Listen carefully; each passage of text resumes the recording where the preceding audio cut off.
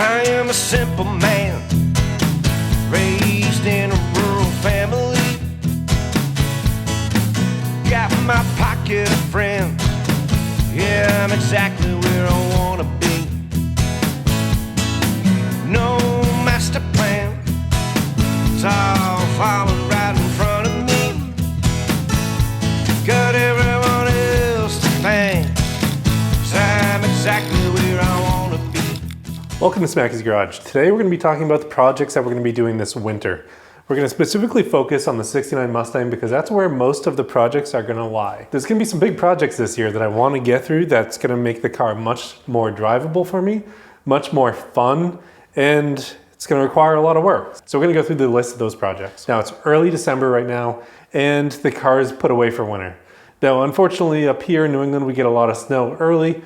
We haven't had any yet, but it's coming soon, and the car's been put away for the past few weeks. Now with the car put away for winter, it gives us an opportunity to do some projects to it and figure out what needs to be finished, what I want to modify, or what I want to do to it, just so I can have a better time driving the car.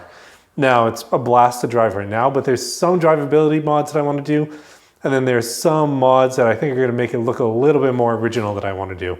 And we're going to go through that full list of projects that I have. One of the first projects that we're going to do on the car ends up being up here. So for the past year, I've been trying out different carburetors on this car. Previously ran a Holley 750, now I'm running a Brawler 750, more of a race carburetor.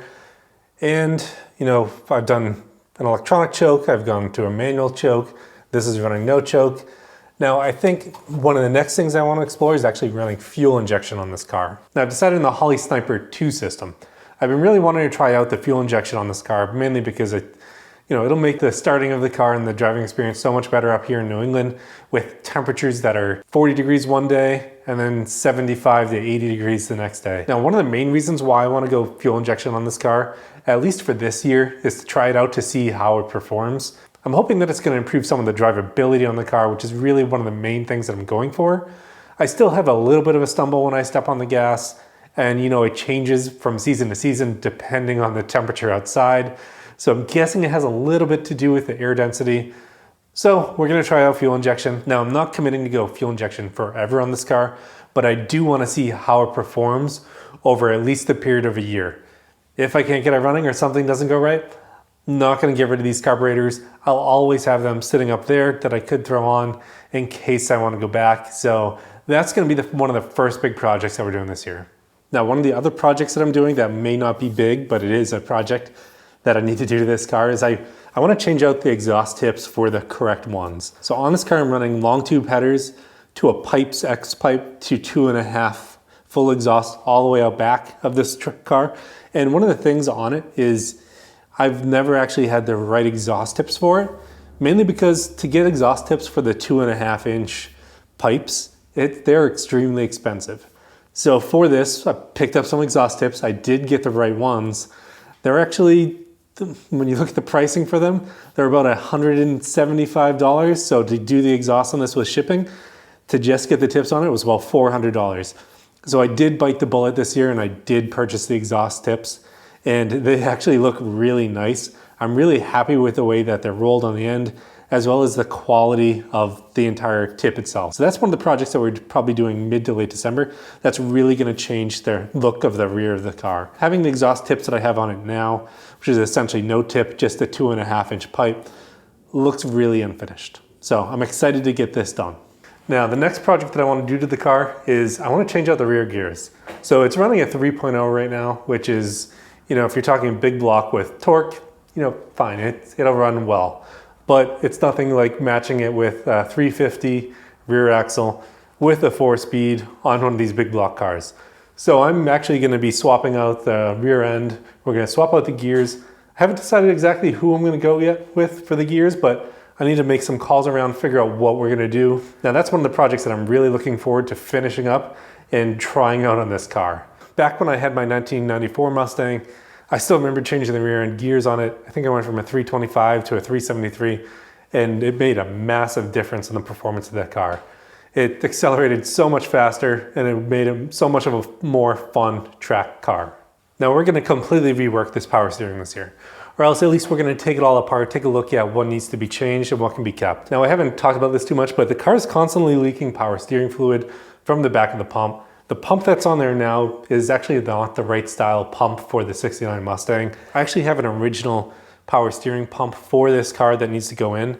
The one that I have in there right now has the wrong can on the back. And if you know anything about these Ford power steering pumps, they have the exit port in different directions depending on what car that power steering pump was for. So I do have one that's correct from 1969 in the other garage that we are going to put on this car because it's the correct one for it. It'll also hopefully solve that leaking problem from the back of the pump.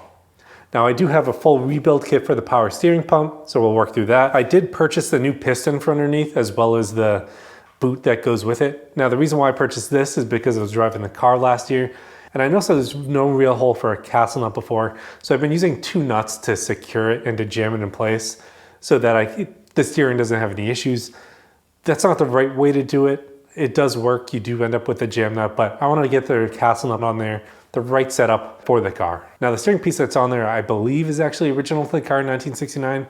So if I don't have to replace it, I won't, but we'll see what we can do. Maybe we'll find a way to fix it. So one of the next mods that we have to do is, I actually want to lower the car. So we talked about cutting some springs of the car earlier this year. We didn't end up cutting them, and for good reason. Now, if I did actually cut the springs, it would have been very hard to get to the ride height that I wanted. So I made the decision to go with a QA1 front coilover setup, and that's what I'm going to end up purchasing for the car. So we're going to get this down to the level that looks a lot better because there is a large gap still in the front and in the back. So both of those need to be fixed. Now, one of the reasons why I'm going with coilover over cutting springs is because if you look at where my exhaust hangs for the long tubes, it's actually very close to the ground. So I don't want to cut off too much where I end up actually hitting those on like a speed bump and causing some issues. Having the coilovers that allow adjustability in the front will make it much easier for me to get to the right place where I want the car to look. Now, the last thing that I want to do is actually inside the car. So everything up front is good. It looks really nice.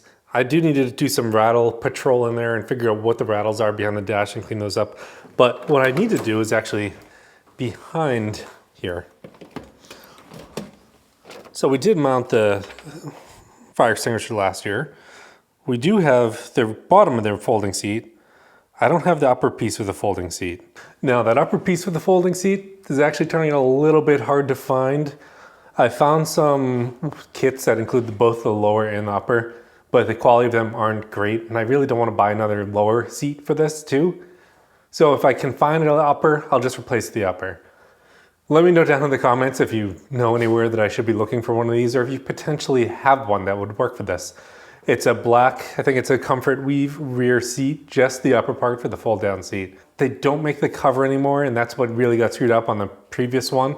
So if you do have one, let me know down in the comments. I'd appreciate it. Now, those are just some of the projects that we're gonna be doing to the 1969 Mustang this winter.